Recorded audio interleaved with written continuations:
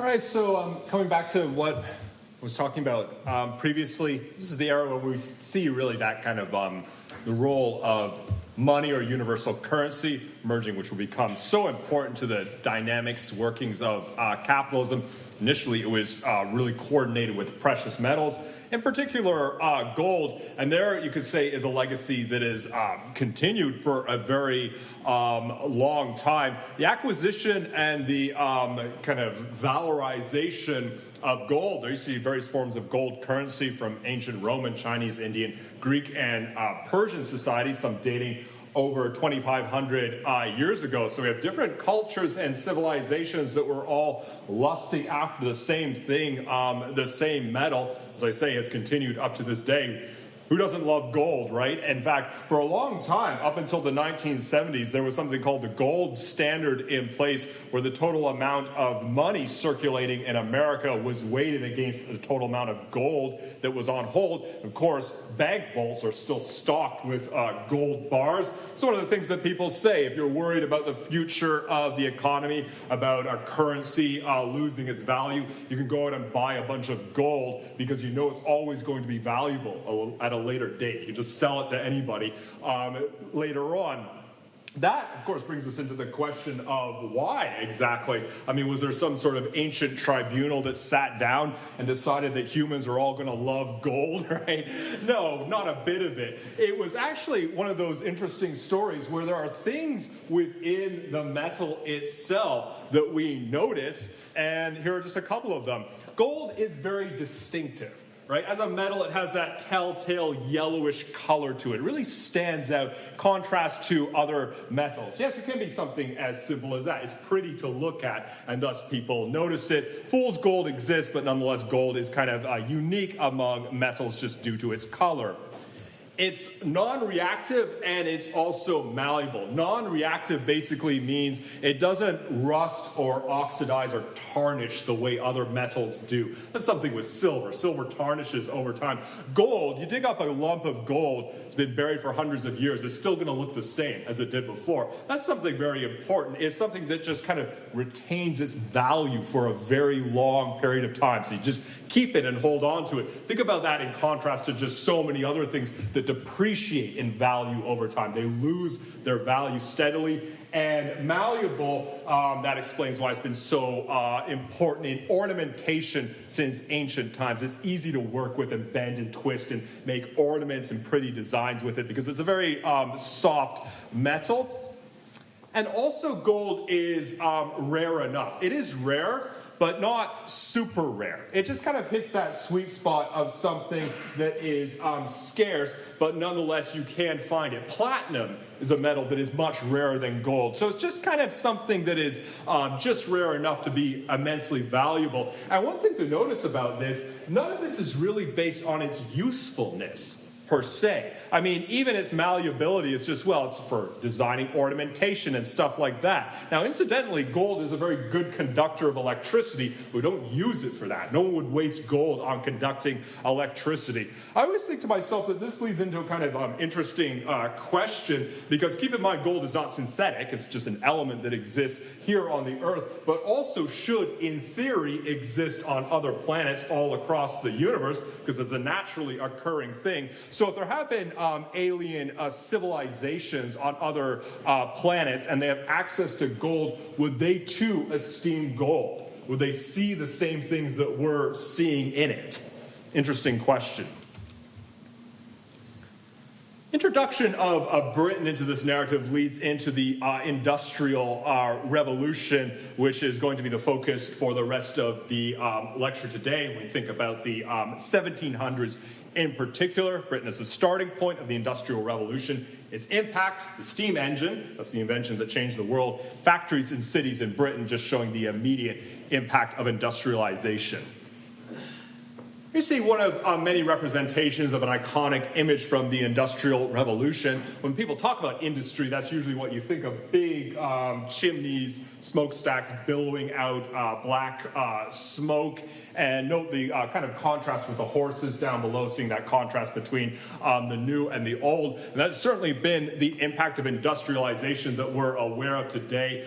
Pollution, smoke, smog, places that rely heavily on this kind of modern industry of burning fossil fuels in particular. And so that's often what people think of when they think of industrialization, but I guess you could say it was a much more than that. Return to this image of the global map of the world here in the early 1700s. I mentioned some of the European empires that are springing up at this time. Mentioned also the pink strip there in the eastern borders in the Americas is the British Empire. Not really a significant tract of land. And you see the rough boundaries of English invasions and settlements on the eastern coast of the Americas in the late 1600s. I should say that it wasn't the British Empire at this point, just the English Empire.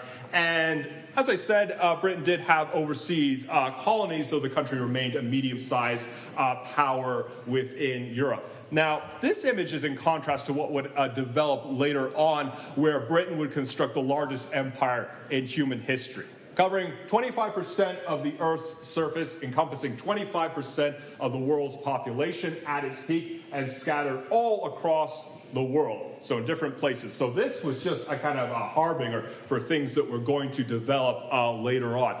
And to say the least, that could be described as a surprising development. If you go back in time, say even prior to this era, if you go back to the 1200s, and you were to say to people during that period, England is going to construct the largest empire that humanity's ever seen, and English is going to become the de facto international language. If you told people that in the 1200s, they flat out would not have believed you. It would have struck them as just being ridiculous at that time. It'd be like saying to people today, we're all going to be speaking Vietnamese 300 years from now. The reaction would just be, why? How come? And this was true of Britain really all the way up to the early 1700s. It's just a medium-sized power in Europe. Not even the most significant country in the continent. As I said, it wasn't even unified as a country until the early 18th century, and thus the question immediately arises as to, okay, what exactly changed for Britain? And there are all sorts of different factors that we can take into account here, but I think one explanation stands above all others. You can give the kind of one-sentence explanation. The Industrial Revolution started in Britain. That basically explains in a nutshell why Britain went on to construct this mega empire. That was the most significant thing. In some respects, that was just everything. The Industrial Revolution, not since the Agricultural Revolution, 10,000 years earlier, had humanity experienced something like this. This was bigger than just a transition in the realm of politics or religion or anything like that. This was a transition in human behavior, a fundamental transition, a transformation in the kind of species that we are. And it has been ongoing since the late 1700s. Industrialization has not come everywhere in the world, doesn't have to come everywhere in the world, but we've seen its tidal wave-like effect across various civilizations and societies. And suffice to say, we're kind of living in the legacy of industrialization right now. None of us would be doing the things we're doing today were it not for industrialization. It's just basically modified everything, and there are different ways that we can think about it. There you see a depiction of medieval peasants. Notwithstanding significant cultural and religious transformations, one could make the argument that for centuries, the basic standard of living for the great majority of people in Europe barely changed. Now, this is something significant. It's not as though nothing happened from the time of the Agricultural Revolution, because obviously there were all sorts of different things that occurred, the rise of different empires, the growth of the three monotheistic religions, Reformation, all sorts of different things. But nonetheless, just in terms of something basic like standard of living, material wealth, labor, the things that people do on a day-to-day basis, that remained fairly static for a long time.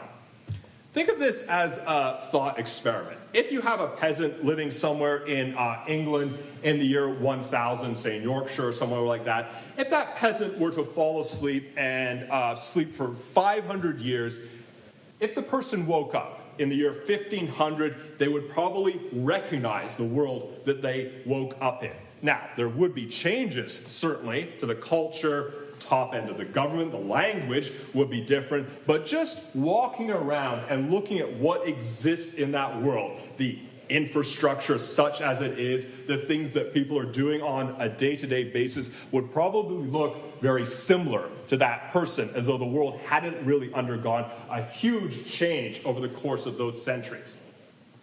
But if that same peasant were to fall asleep in the year 1500 and wake up today in the 2020s, think of how different the world would look to that person. It would be totally transformed from his perspective.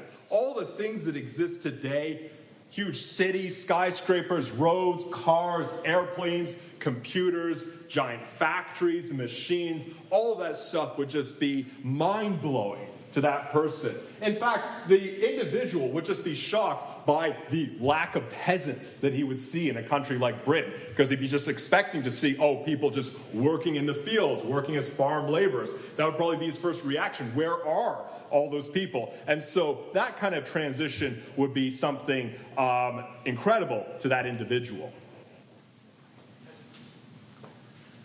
We speak about different changes, and we can go through these in all sorts of different ways to think about how humanity has altered since the time of industrialization. We can just begin on a quantitative level, the sheer number of people that exist, because here is something that has changed, and you note the sharp incline from the time of industrialization in the late 1700s. Now, there was gradual increase leading up to that period, but it wasn't strong, it wasn't really sharp until industrialization, and you might notice that for a very long time, population growth, historically speaking, was flat. I mentioned that previously, that there wasn't really anything in the way of organized contraception, but nonetheless, for all the people being born, you have people dying. So you just don't really have a lot in the way of population growth. But life expectancy in an industrial society does increase dramatically, and infant mortality falls dramatically as well. And that's why you have this exponential growth reaching incredible heights today. I mean, just by the standards of the past, 8 billion people on the planet Earth today?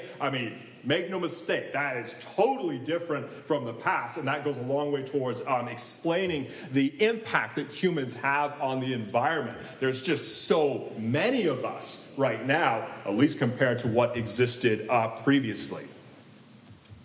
Changes in where people live in an industrial society. There you see an image of a street in London in the year 1800. The transition, the shift towards cities and towns. We live in a country like Iceland or Britain. You're used to the idea that people live predominantly in cities and towns. Well, that was certainly not the case in the past. Here, if you just go to 1750, prior to the advent of industrialization, 85% of the people in England would live in the countryside. So they're basically living a rural agrarian life as farmers, as peasants. You do have cities and towns, but they're not really big places comparatively speaking. I mean, London by modern standards is substantial, 680,000 people. But note the next largest cities in England are towns by the contemporary standard.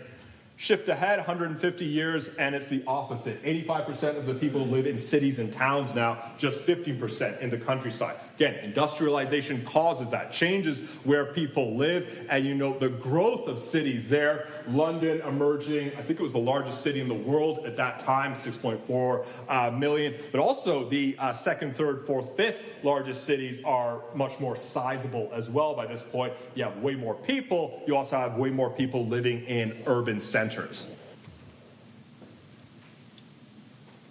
Basic things in terms of constructing things, doing things, traveling. Mentioned this previously about the Roman Empire. If you want to build something in a pre-industrial society, it's all just muscle power, right? It's just however much stuff you can carry or your animals can carry, however hard you can swing a hammer, everything is just being done through that grueling physical labor. No machinery, no cranes, no factories to design things, none of that stuff. Same goes for travel. You see an image of people on a pilgrimage in the medieval times.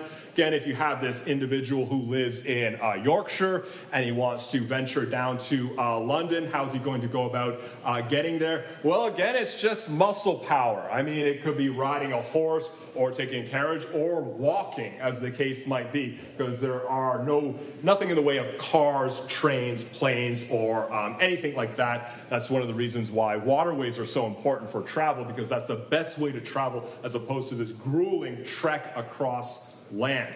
Not even bicycles at this time. That was bicycles became a 19th century thing. Why no bikes at this time? There are not enough roads to even justify this as an invention.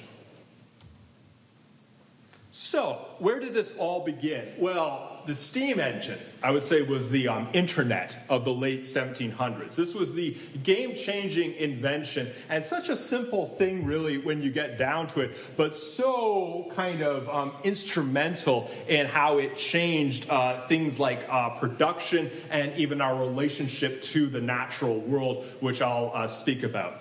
You see some of the flashpoints in the invention of the steam engine, which was actually a series of products, I guess you could say, that were worked on and perfected. Thomas Newcomen develops the first pragmatic steam engine in 1712, but all the glory has gone to James Watt of Scotland, who is this fellow right there, because he was the one who perfected the steam engine. And I'll talk about this idea of the steam engine as a model for unlocking and radically streamlining the power contained within nature. Very interesting point. 80 to 85% of the total electricity in the world today comes from steam power. The invention from the late 1700s is the invention that we are using overwhelmingly today. Now, of course, we always talk about the need for alternative energy sources, but steam power is actually great up to a point. It's efficient, it works, and it can be perfectly clean and environmentally friendly, but for a very significant reason, it's not environmentally friendly as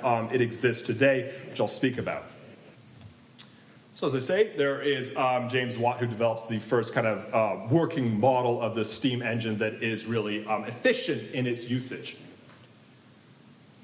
Steam engine as a way to harness the power that exists in the natural world, and to do so in a dramatically different way. Now, I always appreciate these kinds of threads of continuity across history, because it's not as though people were never using the power contained within nature in a pre-industrial era. Again, it's the same thing. Go into the medieval and Renaissance period and tell people, hey, there's power in the natural world. They would say, yeah, we already know that. Just walk outside on a windy day and you can feel the power within nature. So too, the sunlight, we know, is energizing, contains that energy that basically feeds our entire planet.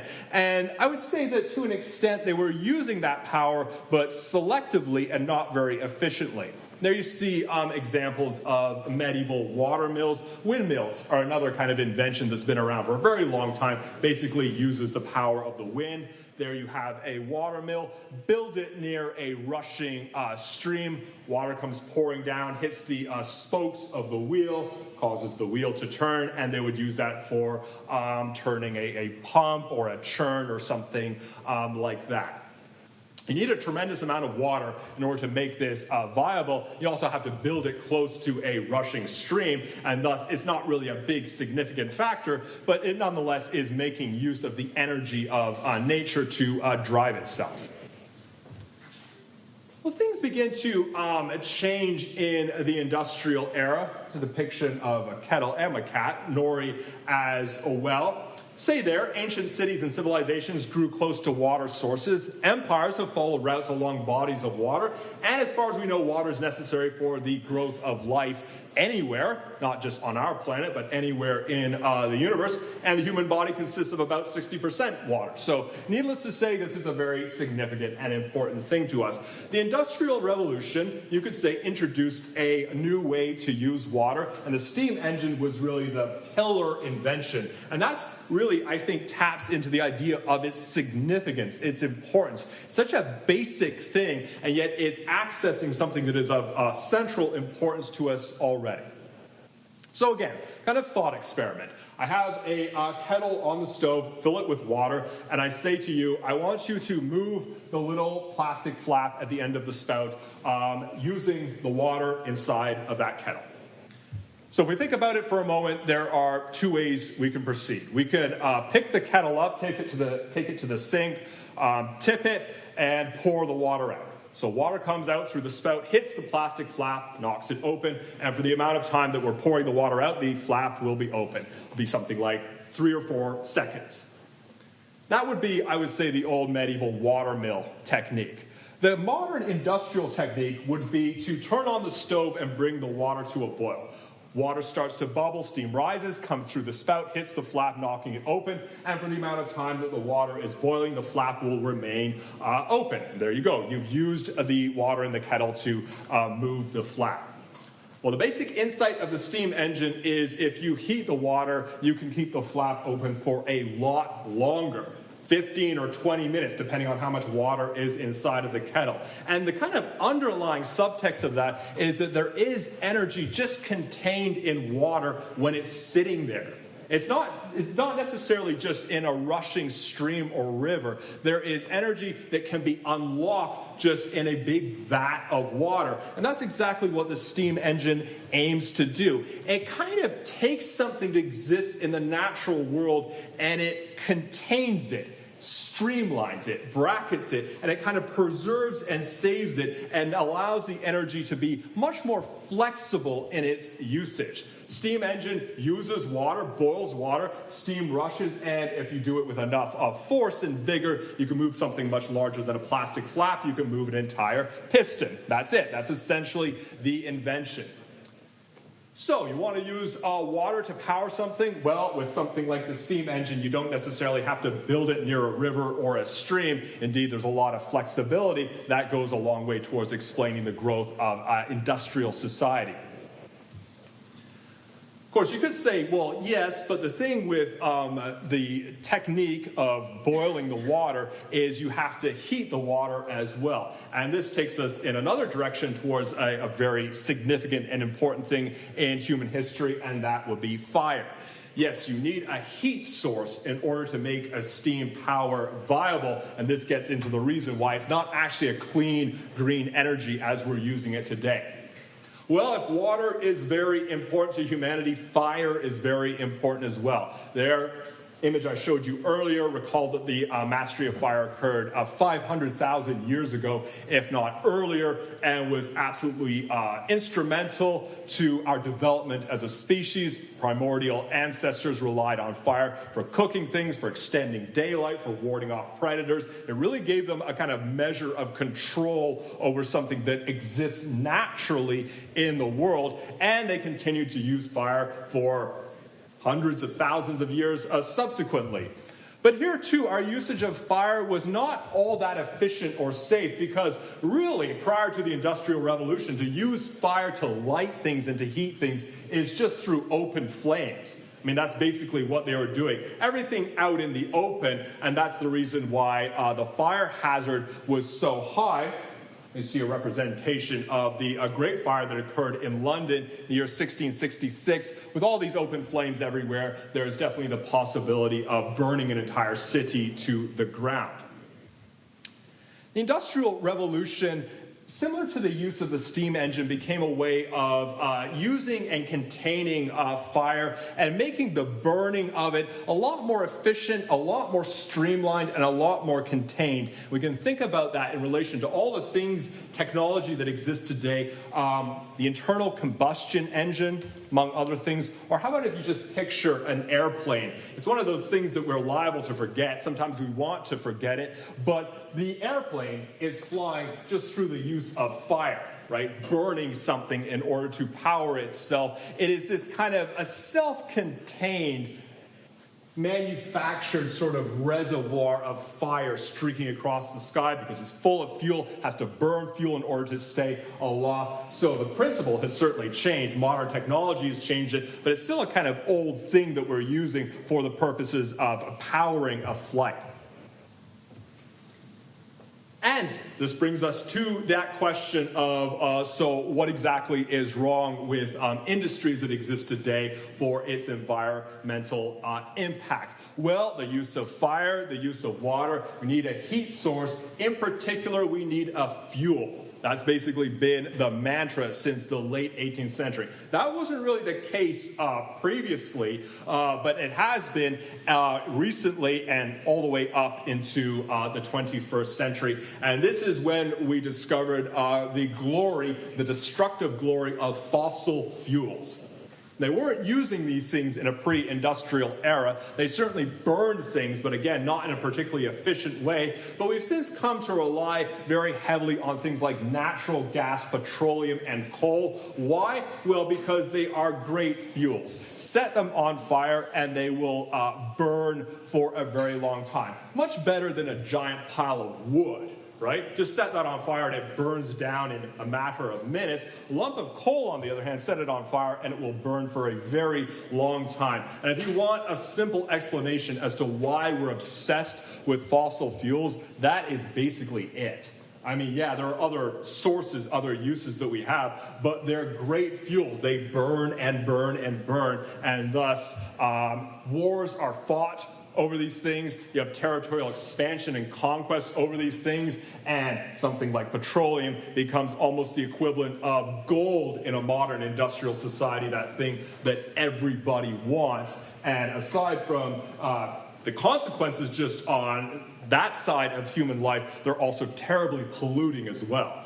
So we say we look for alternative energy sources. An alternative heat source would really be a great thing. Of course, the other thing with fossil fuels is they're finite, they're limited, they don't last forever. Think about these things. I've been talking about changes to our relationship to fundamental things, making use of water, making use of fire, huge increases in the number of people living on the planet, changes to where people live in cities as opposed to the countryside.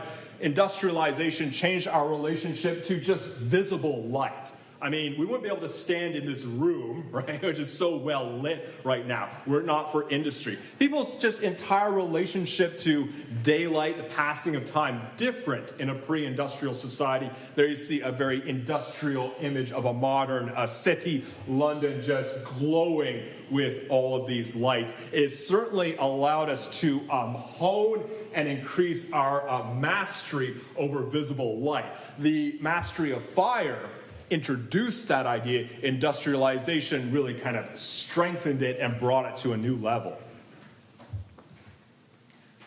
So Britain, well, what happened in Britain? This is where Britain turns into this manufacturing giant, the kind of model of the modern capitalist country, which helps explain why its penchant for imperial conquest begins to take off at this time. There was already an empire, but the British Empire really begins to emerge as this juggernaut in the 1800s, and it would not have happened were it not for industrialization.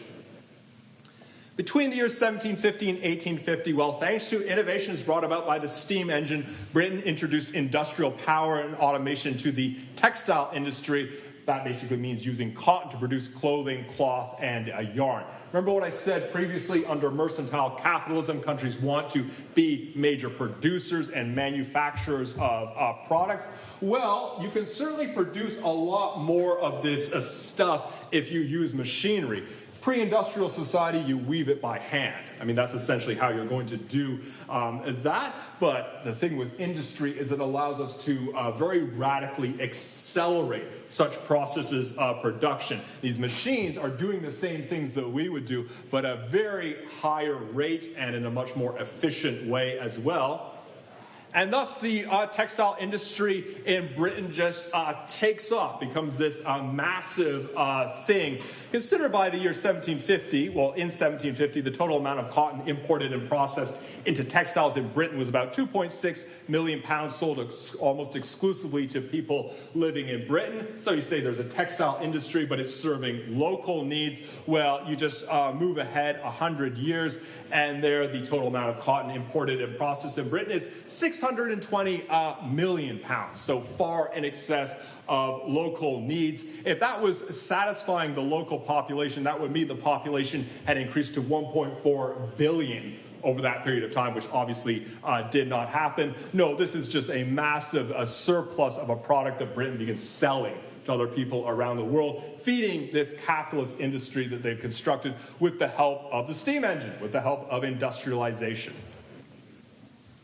You see the relative share of world manufacturing input, Britain basically taking off, becoming the foremost manufacturing country, again, producing particular things, particular products, becoming the center of industry and production, which fuels the growth of the empire, perpetuates the empire for a long period of time. Factories and changes to Britain, well, I've talked about this on a global level. You can appreciate it just on the individual level of this nation. Population grew from about 6 million to about 40 million. Unprecedented increase. I mean, no other country had experienced that kind of growth over such a short period of time, I mean, prior to this era. As I said before, shift from the countryside into the city. And the first actual factory really became a kind of associated with industrialization, opened in Cromford, England in 1771. Now, the last thing to talk about for today is the idea of a factory culture which introduced different elements of the Industrial Revolution, which led to increasing uniformity and synchronization in timekeeping. And so here's another thing to think about. I've been talking about how industrialization had this impact on different areas, not just of society, but of human existence as well. Talked about, very kind of fundamental things like our relationship to visible light. Well, how about also our relationship to time? Just the passage of time, because here's something to think about. Our relationship to time, as it exists today, was not the same relationship people had in a pre-industrial society. This idea of synchronized clocks and very careful management of timekeeping, that is a product of industrialization. Product of factory culture, which relies on precision, and also things like railroads as well. Prior to industrialization, you go back to the 1600s and the 1500s, there wouldn't really be any need to synchronize clocks over large areas. So it wouldn't really matter to anybody what time it is in Birmingham, England right now, or in London, for instance. There's no need for that kind of synchronization. What's the point? But in industrialization, there is that kind of idea of synchronization or bringing the clocks in line. That's why when you walk into hotel lobbies, you can see clocks on the wall which are telling you what time it is around the world today. I bet in any given moment we're usually aware of what time it is down to quite an exact number. Certainly the hour, if not the minute as well. But again, a product of industrialization. People didn't think about time in such a precise, measured way previously. There was much more in the way of a kind of amorphousness in timekeeping in earlier eras. So this kind of phenomenon of mean time, of a kind of regular standardized time, product of this era, I would say factories also introduced new forms of labor, and we wouldn't necessarily describe them as improved forms of labor, at least for the individual. In fact, this might have been quite an alienating form of labor, as Karl Marx famously described it. You go back in the day and you think about how production or manufacturing might have worked in a pre-industrial society. Well, if you go into a town or a village, you could certainly find somebody there who would make a product, say somebody who makes clothing or shoes. But typically you would have a single person, a craftsman, who would make the entire product himself. So if he has a shoe, he's going to put the entire thing together, and at the end of it, there he has something that he himself has created. That's not really the model in factories. You don't have one person who's putting an entire product together. Rather, you have much more of the kind of assembly line model, which would become very prominent in the early 20th century in car manufacturing. You can picture that, where you have a bunch of people standing there, and they're all attaching one part of the product.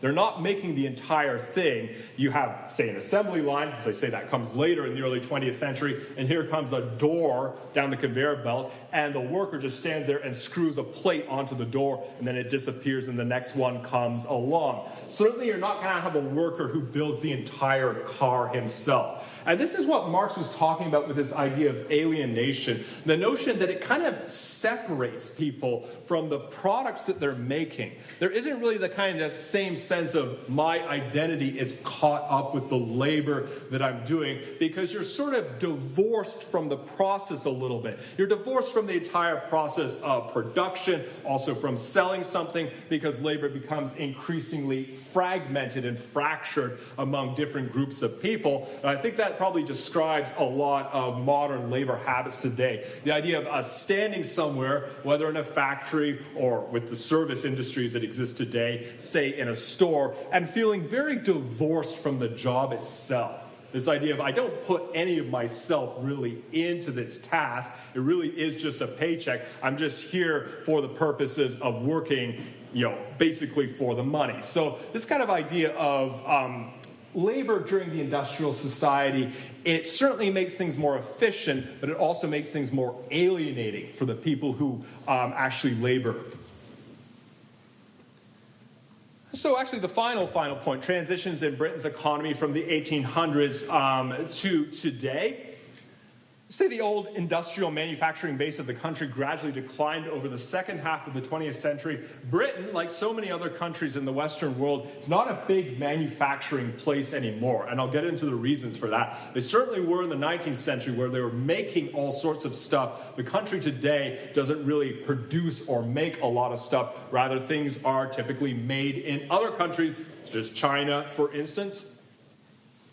Today, in fact, manufacturing only accounts for about 10% of the economy. Most of the economy, about 80%, is centered around services. When we say the service economy, we mean people who work not necessarily to produce or to make something, but to provide services to people. You think about doctors and lawyers, or people who work in the tourist industry. Usually it's not selling a particular product, but providing a service to people. Professors as well might be expected to write books, right? Those are not products that sell, right? For the most part, it's just someone who provides a service to people, and that's become a bigger and bigger part of the British economy, indeed many economies in the Western world. Suffice to say, the economy remains very stratified. It's not as though wealth inequality has grown better. In fact, I would say quite the opposite over the previous decades. It's getting worse in many of these countries. You can see that the top 1% earns as much as the bottom 55% in a country like Britain. So it's incredibly hierarchical and uneven and unequal. Last point, which I'll get into next time, financial services are particularly important in Britain, with London serving as the center of global finance today. Financial services basically refers to taking money that has already been made and created and turning it into more money. It's basically what investment banks seek to do, and London has become a kind of center for that activity. So yes, that's it for today. So we'll leave it there. Come back next time with the second half about the economy.